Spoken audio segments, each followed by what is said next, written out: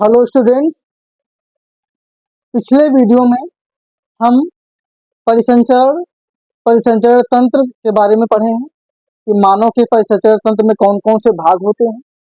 अब इस वीडियो में हम मानव के परिसंचरण तंत्र के तीनों भागों को डिटेल में पढ़ेंगे। तो मानव का जो परिसंचरण तंत्र हमारे शरीर में है उसमें से तीन भाग हैं। एक है रक्त, दूसरा है रक्त वाहिनियां और तीसरा है हृदय। तो जो पहला है रक्त, इसके बारे में पढ़ते हैं। रक्त रक्त के बहुत से नाम हैं। रक्त को लहू भी कहते हैं, रुधिर भी बोला जाता है, खून भी कहते हैं, ब्लड भी कहते हैं। इससे बहुत सारे नाम होते हैं। तो इसी रक्त के बारे में पढ़ना। तो सबसे पहले इसमें रक्त है क्या? रक्त जो है एक तरल संयोजी ऊतक। तरल संयोजी ऊतक यानी रक्त क्या है? एक ऊतक है जो तरल होता है क्योंकि बहता है, द्रवावस्था में होता है और संयोजी होता है, जो शरीर के विभिन्न अंगों को आपस में जोड़ने का काम करता है। इसलिए बोला गया है तरल यानी बहने वाला, संयोजी अंगों को जोड़ने वाला ऊतक, और शरीर के सभी भाग ऊतक तो है ही। तो रक्त एक तरल संयोजी ऊतक है। इसका रंग तो जानते ही हैं, लाल रंग का होता है रक्त। इसका जो पीएच मान है वो होता है 7.4। जैसा कि जानते होंगे कि 0 से लेके 6.9 तक अगर कोई विलयन है तो अम्लीय होता है, लेकिन 7.1 से लेकर 14 तक विलयन क्षारीय होता है। और रक्त का जो पीएच मान है 7.4 है। इसका मतलब रक्त क्या है? रक्त एक क्षारीय होता है। इसका स्वाद हल्का कसैला होता है। अब रक्त की बात करें शरीर में, तो हमारे शरीर में पूरे वजन का लगभग 7 से 8% रक्त होता है। यानी शरीर का जितना भी वजन है उसी के लगभग में 7 से 8% रक्त होता है। यदि इससे कम है तो फिर शरीर मान लीजिए रक्त कम है। अगर हम स्त्रियों और पुरुषों में रक्त की तुलना करें तो स्त्रियों में पुरुषों की अपेक्षा लगभग आधा लीटर कम रक्त पाया जाता है। बाकी औसतन जो रक्त हमारे शरीर में होता है 5 से 6 लीटर के आसपास होता है। तो ये तो रक्त के बारे में थोड़ी सी जानकारी हो गई। फिर रक्त की परिभाषा अगर पूछते हैं तो बता सकते हैं कि रक्त एक तरल संयोजी ऊतक है। ये जल से भारी होता है, गाढ़ा होता है, क्षारीय पदार्थ है। इसका पीएच मान 7.4 होता है। इसका रंग लाल होता है और इसका जो लाल रंग है वो हीमोग्लोबिन नामक एक वर्णक के कारण होता है। यानी कि शरीर रक्त में हीमोग्लोबिन नाम का वर्णक होता है जिसके कारण रक्त का रंग लाल होता है। अब हम आगे बात करते हैं रक्त के संयोजन की, कि रक्त किस किस चीज से बना हुआ है, क्योंकि रक्त बहुत ही महत्वपूर्ण टॉपिक है। तो रक्त के संयोजन ये पढ़ेंगे कि रक्त किससे बना है।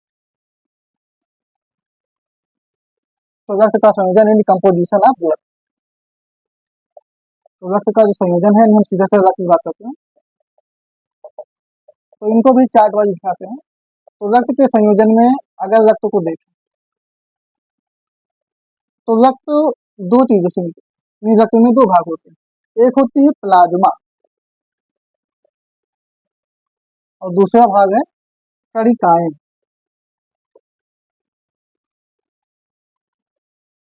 अब जो प्लाज्मा है, प्लाज्मा का अगर पार्टीशन करें तो इसमें जल होता है, और दूसरी तरफ बात करें तो जल के अलावा अन्य कई पदार्थ जिसमें कई सारे विटामिन होते हैं, मिनरल्स होते हैं, तो हम अन्य पदार्थ ले लेते हैं, अन्य पदार्थ। बाकी कणिकाओं की बात करें तो तीन तरह की होती है, लाल रक्त कणिकाएं,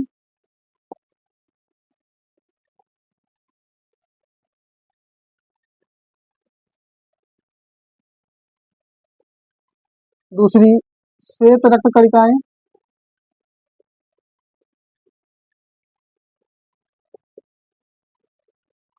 तीसरी रक्त बिंबाणु। रक्त बिंबाणु, ये तीन नाम है। अब से बात करते हैं रक्त की। तो रक्त जान गए हैं क्या है। तो रक्त दो चीजों से मिलकर बना है, रक्त में लगभग 55% प्लाज्मा होती है और लगभग 45% कणिकाएं होती हैं। ये एक रक्त का जो औसतन मेजरमेंट बताया जा रहा है, इसमें क्या क्या होता है, जो अवयव है। तो जो प्लाज्मा होती है, प्लाज्मा की बात करें तो प्लाज्मा की मात्रा पहले क्लियर करते हैं कि ज्यादा क्यों है। प्लाज्मा जो होती है ये एक तरल पदार्थ होता है, जबकि कणिकाएं ठोस अवस्था में होती है। तो ये द्रव अवस्था है, ये ठोस अवस्था है। अगर इसकी मात्रा ज्यादा है इसलिए कहिए, अगर इसकी मात्रा कम हो जाए, इसकी ज्यादा हो जाए, यानी कि अगर ठोस ज्यादा हो जाए और द्रव कम हो जाए तो फिर रक्त बहुत ही ज्यादा गाढ़ा हो जाएगा, इतना गाढ़ा हो जाएगा कि नसों में बह ही नहीं पाएगा। इसलिए रक्त को गाढ़ा तो होना चाहिए पर उतना नहीं होना चाहिए कि उसको चलने में प्रॉब्लम है। तो इसीलिए प्लाज्मा की मात्रा अधिक होती है, कणिकाओं की मात्रा कम होती है, ताकि रक्त आसानी से हमारी नसों में बह सके। इसमें जो प्लाज्मा है 55% है, कणिकाएं 45% है। और यही कारण है कि ये जल से भारी होता है, क्योंकि जल में सिर्फ द्रव ही होता है, इसमें द्रव के साथ साथ ठोस भी है। तो प्लाज्मा जो होता है ये हल्के पीले रंग का क्षारीय पदार्थ होता है। और प्लाज्मा के अंदर लगभग 90% जल होता है। इसके अलावा बाकी के 10% में अन्य कई सारे पदार्थ, यानी बहुत सारे कार्बनिक एसिड में विटामिन होते हैं, कुछ खनिज लवण होते हैं, तो बहुत सारी चीजें होती हैं। तो इन सबसे मिलकर प्लाज्मा बनी होती है। और जो प्लाज्मा का निर्माण होता है ये अस्थि मज्जा में होता है। ये प्लाज्मा है, कणिकाएं मतलब ये कहने का मतलब है कि रक्त के जितने भी भाग हैं सबका निर्माण अस्थि मज्जा में ही होता है। क्योंकि जो अस्थि मज्जा है उसे रक्त की फैक्ट्री कहते हैं, क्योंकि रक्त में जो भी पार्ट्स होते हैं सब अस्थि मज्जा के अंदर ही बनते हैं। तो प्लाज्मा तो क्लियर हो गया कि अस्थि मज्जा में बनता है, इसमें कितना भाग है, इसमें क्या क्या चीज। अब हम बात करते हैं जो सबसे इंपॉर्टेंट है, कणिकाएं। नाम से क्लियर, कणिकाएं ने कण, जो कण जैसे होते हैं। तो रक्त में लगभग 45% कणिकाएं पाई जाती हैं जो ठोस अवस्था में होती हैं। और ये कणिकाएं तीन प्रकार, एक होती है लाल रक्त कणिकाएं, इनकी मात्रा सबसे अधिक होती है। श्वेत रक्त कणिकाएं, इनकी मात्रा सबसे कम होती है। रक्त बिंबाणु, इनकी मात्रा बीच में होती है। बताते हैं पहले लाल रक्त कणिकाओं को, शॉर्टकट बोलते हैं इनको आरबीसी। आरबीसी फुल फॉर्म हो जाएगा रेड ब्लड कैप्सल्स। तो लाल रक्त कणिकाएं, इनका एक और नाम होता है, इनको कहते हैं इरिथ्रोसाइट्स। इरिथ्रोसाइट्स ये लाल रक्त कणिकाओं का नाम है।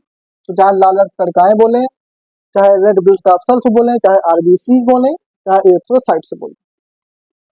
तो जो लाल रक्त कणिकाएं हैं पहले ही बता चुके हैं, ये इनसे ये नाम है लाल रक्त कणिकाएं। ऐसे ऐसे कण होते हैं छोटे छोटे, इनका जो रंग होता है वो लाल होता है, क्योंकि नाम ही लाल रक्त कणिकाएं। और लाल इसलिए होता है क्योंकि इनमें हीमोग्लोबिन पाया जाता है। तो हीमोग्लोबिन के कारण रक्त का रंग लाल होता है। तो सबसे ज्यादा इन्हीं की मात्रा है, इसीलिए रक्त लाल दिखता है। क्योंकि इनकी जो मात्रा होती है वो लगभग में अगर देखा जाए तो लगभग 40 से 60 लाख प्रति माइक्रोलीटर, ये इनकी संख्या होती है।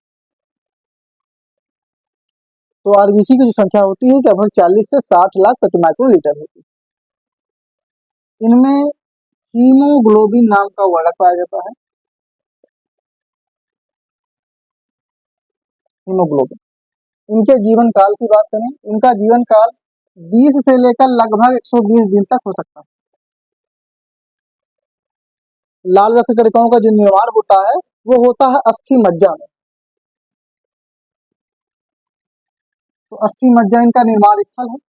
अस्थि मज्जा हड्डियों के अंदर होता है, पीला पीला पदार्थ होता है, जो जैसे हड्डियां हमारी खोखली होती हैं, तो खोखली हड्डियों के अंदर अस्थि मज्जा से बोलते हैं बोन मैरो, वो भरा होता है। तो अस्थि मज्जा से ही प्लाज्मा बनी है, अस्थि मज्जा से ही आरबीसी बनी है, डब्ल्यूबीसी बनी है, प्लेटलेट्स बनी है, सब अस्थि मज्जा में ही बनती है। तो अस्थि मज्जा में बनती है क्योंकि अस्थि मज्जा कहते हैं रक्त की फैक्ट्री। तो इनका निर्माण अस्थि मज्जा में हो गया। तो निर्माण की बात है, अब इनके विनाश की बात करते हैं। तो अस्थि मज्जा सॉरी जो आरबीसी हैं इनका विनाश होता है प्लीहा, इसे स्प्रिंग तिल्ली बोलते हैं, या फिर कभी कभी यकृत में भी होता है, लेकिन विशेष रूप से प्लीहा में ही होता है। इसीलिए प्लीहा को आरबीसी का कब्रिस्तान बोला जाता है, जबकि अस्थि मज्जा को यकृत की फैक्ट्री या आरबीसी की फैक्ट्री बोला जाता है। तो निर्माण अस्थि मज्जा में होता है, विनाश प्लीहा में होता है, कभी कभी यकृत में भी होता है। ये तो हो गई लाल रक्त कणिकाएं, इनकी संख्या बता दिए हैं। अब बात करते हैं श्वेत रक्त कणिकाओं की। तो जो श्वेत रक्त कणिकाएं हैं इनको शॉर्टकट में बोलते हैं डब्ल्यूबीसी, जगह कम यही लिख दे रहे हैं, इनको बोलेंगे शॉर्टकट में डब्ल्यूबीसी। फुल फॉर्म हो जाएगा व्हाइट ब्लड कार्पसल्स, या इनको ल्यूकोसाइट्स भी बोला जाता है।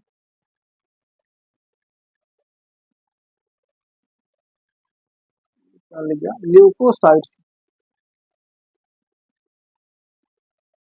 तो इनकी जो संख्या होती है सबसे कम होती है, लेकिन इनका जो काम है वो सबसे इम्पोर्टेंट होता है। तो जो ल्यूकोसाइट्स यानी डब्ल्यूबीसी हैं, इनका नाम ही डब्ल्यूबीसी श्वेत रक्त कणिकाएं, ये सफेद रंग की होती हैं। तो ये आरबीसी की तुलना में हल्का बड़ी होता है, ऐसे ऐसे कम होते हैं, ऐसे टाइप के। आरबीसी से बड़े होते हैं, सफेद सफेद होते हैं। और जो डब्ल्यूबीसी है ये प्लीहा में पाए जाते हैं, सॉरी प्लीहा में नहीं, ये लसिका में पाए जाते हैं, लसिका में। अभी इसके बारे में बात मत करेंगे। तो जो डब्ल्यूबीसी है इनका भी निर्माण अस्थि मज्जा में होता है, और विनाश भी यही हो जाता है। इनका जो जीवन काल बहुत ही कम होता है, मुश्किल से 2 से 4 दिन का जीवन काल होता है, पर इनका काम बहुत ही इम्पोर्टेंट है, क्योंकि इनका काम है रोगों से सुरक्षा प्रदान करना। हमारे शरीर में एंटीबॉडी बनती है, इसे बोलते हैं प्रतिरक्षक। वो एंटीबॉडी के निर्माण में यही डब्ल्यूबीसी सहायता करती है। अगर हम दवा खाते हैं और शरीर में एंटीबॉडी ना बने तो दवा खाने का कोई मतलब नहीं रहता, क्योंकि मेन मकसद होता है एंटीबॉडी का बनना। तो एंटीबॉडी के निर्माण में डब्ल्यूबीसी सहायता करती है, तो इनका काम बहुत इंपॉर्टेंट है। इनकी जो संख्या होती है वो बहुत ही कम होती है, ये लगभग 4 से 11,000 प्रति माइक्रोलीटर के आसपास होती है इनकी संख्या, इतनी कम संख्या होती है डब्ल्यूबीसी की। तो ये हो गए डब्ल्यूबीसी। अब हम उनके बाद बात करते हैं रक्त बिम्बाणु की। तो जो रक्त बिम्बाणु है इनको कहते हैं ब्लड प्लेटलेट्स, प्लेटलेट्स। तो ज्यादा प्लेटलेट्स नाम से ही फेमस है। तो जो रक्त बिम्बाणु है इनकी जो संख्या होती है वो लगभग 1.5 से 4.5 लाख प्रति माइक्रोलीटर होती है।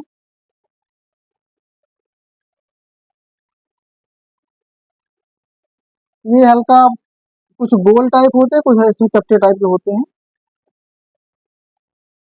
तो इनका सबसे महत्वपूर्ण काम ये है कि ये रक्त का थक्का जमाने में सहायता करते हैं, क्योंकि जब शरीर में कभी भी चोट लगती है तो चोट लगने के बाद रक्त बहता रहता है, और यदि अगर थक्का ना जमे तो रक्त तब तक बहता बहता रहेगा जब तक कि पूरे शरीर का रक्त ही न निकल जाए।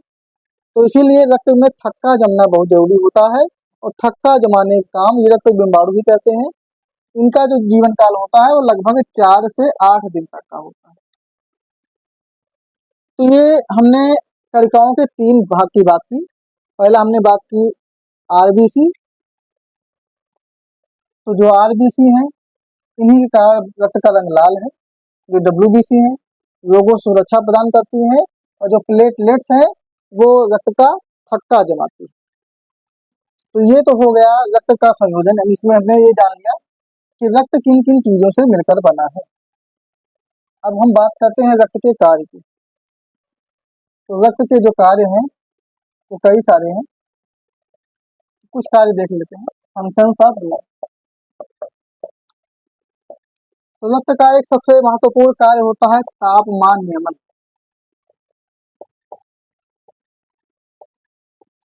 हमारे शरीर का जो तापमान होता है वो रक्त ही नियमित करता है। यानी हमारे शरीर में जो रक्त होता है, हमारा से शरीर होता है गर्म होता है छूने पर। वो गर्म क्यों होता है? क्योंकि शरीर में रक्त होता है। जब हम मर जाते हैं तो शरीर ठंडा पड़ जाता है, क्योंकि रक्त फिर अस्थिर हो जाता है, समाप्त हो जाता है। तो हमारे शरीर का जो तापमान है, जो टेम्परेचर है, ये रक्त के कारण होता है, यानी तापमान को नियमित करता है। और इसके कारण गैसीय विनिमय, ये रक्त का कार्य है। खून हमारे शरीर में गैसीय विनिमय में इस होता है एक्सचेंज, अदला बदली। जैसे हमारे शरीर में क्या होता है, रक्त में शुद्ध ऑक्सीजन होती है, ऑक्सीजन आती है और बदले में कार्बन डाइऑक्साइड चली जाती है, ये आती है चली जाती है। तो जो गैसों की अदला बदली हुई, यानी रक्त में ऑक्सीजन आई और कार्बन डाइऑक्साइड गई, ये काम रक्त के माध्यम से हो रहा है। यानी रक्त के माध्यम से ही शरीर में ऑक्सीजन पहुंच रही है और शरीर की कार्बन डाइऑक्साइड बाहर निकल रही है। तो ये काम रक्त का हो गया। फिर रक्त का जो WBC है वो प्रतिरक्षी का निर्माण करता है। प्रतिरक्षी का निर्माण यानी कि एंटीबॉडी का निर्माण। तो शरीर में अगर प्रतिरक्षी का निर्माण होगा तभी शरीर की रोगों से सुरक्षा होगी। तो ये काम रक्त ही करता है। फिर रुधिर का थक्का जमाना, ये काम भी रक्त का है, थक्का जमाने का। तो इसी तरह से रक्त के बहुत सारे कार्य हैं। तो जो हमारे शरीर का यानी मानव का परिसंचरण तंत्र है, उसका जो पहला भाग है रक्त, वो टॉपिक इसमें समाप्त होता है। अब हम दूसरे टॉपिक की बात कर लेते हैं, जिसका नाम है रक्त वाहिनियां, जिनको हम नसें बोलते हैं, रक्त वाहिनियां। तो रक्त वाहिनियां वे नलिकाएं होती हैं जिनसे होकर हमारे शरीर में रक्त का संचार होता है। तो जो रक्त वाहिनियां हैं दो तरह की होती हैं मुख्यतः, एक होती है धमनी और एक होता है सिरा। इसी में हम परिभाषा के साथ इसका अंतर भी पढ़ लेते हैं, धमनी और सिरा। तो पहले बात तो धमनी। तो धमनी में हमेशा शुद्ध रक्त होता है। देखिए पहली बात तो ये, जो धमनी होती है ये हृदय से रक्त को शरीर में ले जाती है, जबकि सिरा जो है वो शरीर से रक्त को हृदय में लाता है। ये बोलेंगे धमनी वह रक्त वाहिनी है जो हृदय से रक्त को शरीर में लेकर जाती है। सिरा वह रक्त वाहिनी है जो शरीर से रक्त को हृदय में लाती है। तो पहला ये अंतर भी हो गया, यही इसकी परिभाषा हो गई कि धमनी हृदय से शरीर को, सॉरी, हृदय से रक्त को शरीर में ले जाएगी और सिरा शरीर से रक्त को वापस हृदय में लाएगी। दूसरी बात, धमनी में हमेशा शुद्ध रक्त बहता है, और शुद्ध रक्त का मतलब ये रक्त में ऑक्सीजन गैस होती है। सिरा में हमेशा अशुद्ध रक्त बहता है। अशुद्ध रक्त का मतलब है इसमें कार्बन डाइऑक्साइड गैस होती है। तो जिस रक्त में ऑक्सीजन है वो शुद्ध है, जिसमें कार्बन डाइऑक्साइड है वो अशुद्ध है। तो ये दो अंतर हो गए, इसमें शुद्ध रक्त बहता है, उसमें अशुद्ध बहता है। अब हम बात करते हैं रंग की, कि रक्त वाहिनी में जो धमनी है इसका रंग होता है लाल, लाल रंग, जबकि सिरा का रंग नीला होता है। जैसे हमारे शरीर में ऊपर से जो हरी हरी नीली टाइप जो दिखती है नसें, ये सिराएं हैं, धमनियां नहीं। धमनियां इनके नीचे होती हैं, तो धमनियां लाल होती हैं और सिराएं नीली होती हैं। अब हम इनकी उपस्थिति की बात करते हैं, स्थिति की। तो जो धमनी है, तो जो धमनी होती है काफी गहराई में होती है, गहराई में, शरीर के गहराई में होती है। और जबकि जो सिराएं होती है ऊपर, यानी हमारी त्वचा के जस्ट नीचे होती है, त्वचा के नीचे। यानी जब भी हमें चोट लगती है या कोई नस काट लेता है, जो नस काटते हैं उस सिरा को काटते हैं, ना कि धमनी काटते हैं। क्योंकि अगर धमनी कट गई तो बचना फिर बहुत ही मुश्किल है, फिर नामुमकिन मान लेते हैं। इसलिए जब भी जो सिरा काटते हैं उनके बचने के चांसेस होते हैं, लेकिन धमनी कटने पे बहुत ही कम होते हैं। तो हमारे जो ऊपर दिखती हैं त्वचा के नीचे, ये सिराएं हैं और धमनियां इनके भी नीचे होती हैं।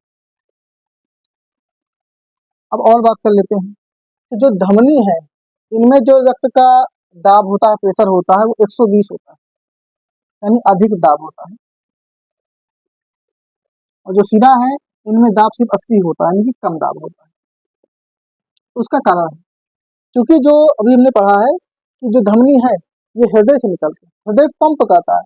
जब पंप करता है, प्रेशर मारता है, तो रक्त तो बहुत ही तेज जाता है, तो स्पीड ज्यादा होती है, तो दाब ज्यादा होता है। लेकिन जब हृदय में रक्त आता है शिराओं के माध्यम से, तब उतना प्रेशर नहीं होता है, इसलिए 80 की स्पीड निकलती है। एक मीटर हो गया गहराई की बात। और से बात कर लेते हैं एक अपवाद है। जैसे हमने बताया कि धमनियों में सदैव शुद्ध रक्त बहता है, शिराओं में सदैव अशुद्ध रक्त बहता है, लेकिन इनमें अपवाद है। अपवाद ये है कि भी मैटर पढ़ेंगे, इसमें होता है फेफड़े से मैटर, यानी फेफड़ा को हिंदी में कहते हैं फुफ्फुस, तो फुफ्फुसीय।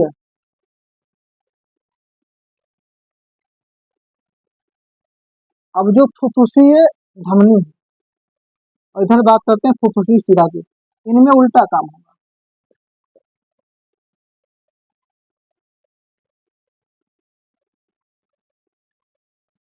अब जो फुफ्फुसी धमनी है, इस फुफ्फुसी धमनी में रहता है अशुद्ध रक्त, और फुफ्फुसी शिरा में रहता है शुद्ध रक्त।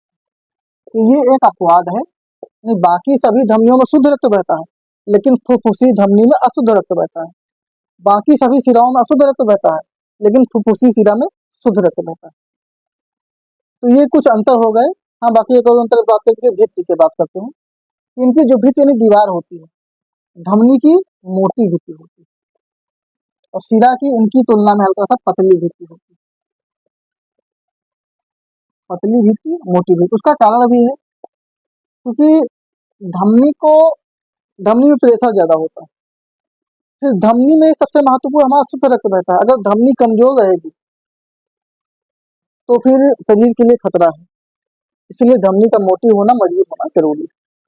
तो ये जो रक्त वाहिनियां धमनी और शिरा होती हैं, परीक्षा में बहुत पूछ जाती हैं कि रक्त धमनी और शिरा में अंतर, तो कम से कम 4 अंतर लिखने होते, हमने साथ बता दिए कि धमनी में हृदय से शरीर में रक्त जाता है, और शिरा में शरीर से वापस हृदय में आता है।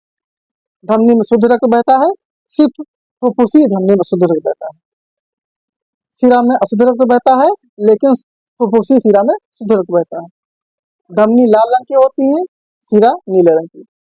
धमनी काफी गहराई में होती है, शिरा त्वचा के जस्ट नीचे होती है। धमनी में दाब 120 का लगता है, जबकि शिरा में सिर्फ 80 का ही लगता है। धमनी की भित्ति मोटी होती है और शिरा की पतली। तो ये रक्त वाहिनियों के प्रकार हो गए। अब हम रक्त वाहिनियों के बारे में थोड़ी सी और बात कर लेते हैं, क्योंकि अभी हम रक्त का संचार पढ़ेंगे तो वहां कुछ बातें समझनी पड़ेंगी। जैसे कि अब बात करते हैं धमनी की, तो जो धमनी है, सबसे पहले शरीर में होती है केशिकाएं, जिसको बोलते हैं रक्त केशिकाएं। अब ये जो रक्त केशिकाएं हैं, ये धमनी में भी जाती है, शिरा में। अब रक्त केशिकाओं का तो अलग मैटर है। अब से धमनी की बात करते हैं। धमनी में पहले होती है छोटी धमनी, छोटी धमनी के बाद फिर होती है धमनी, और फिर जब हृदय के पास जाती है तो होती है महाधमनी। वैसे शिरा है,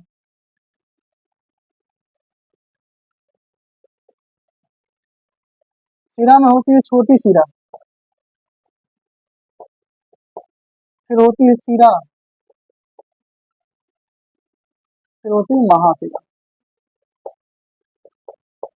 ये इसलिए बता रहे हैं कि जो रक्त केशिकाएं जो होती है, मान लीजिए बहुत पतली पतली रक्त केशिकाएं होती हैं, अभी रक्त लेकर आती हैं। अब जैसे रक्त को हृदय में जाना है, तो ये काम होता है शिराओं का। तो जो पतली पतली रक्त केशिकाएं हैं, आप इनसे हल्का मोटी होंगी, जिन्हों कहेंगे छोटी शिरा, या हल्का मोटी हो जाएगी। अब छोटी शिरा हो गई। अब छोटी शिरा के बाद फिर यानी कि रक्त केशिकाओं से मोटी छोटी शिरा, अब छोटी शिरा से भी मोटी होंगी शिराएं, और मोटी होंगी। अब शिराओं के बाद फिर एक होती है महाशिरा, और महाशिरा जाती हृदय, माली हृदय हो गया। तो ये सब सिस्टम होता है कि रक्त केशिकाएं पतली पतली, उनसे रक्त फिर जाएगा छोटी शिराओं में जो हल्का मोटी होंगी, फिर शिराओं में जो उनसे भी मोटी होंगी, और महाशिरा एक ही होती है जो सबसे मोटी होती है।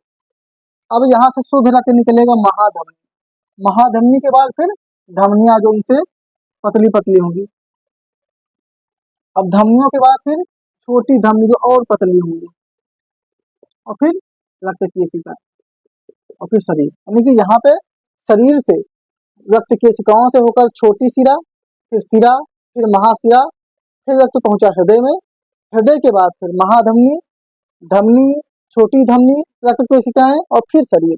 तो जहां से शरीर से आती है और शरीर में ही रहती है, यहाँ भी शरीर और यहाँ भी शरीर।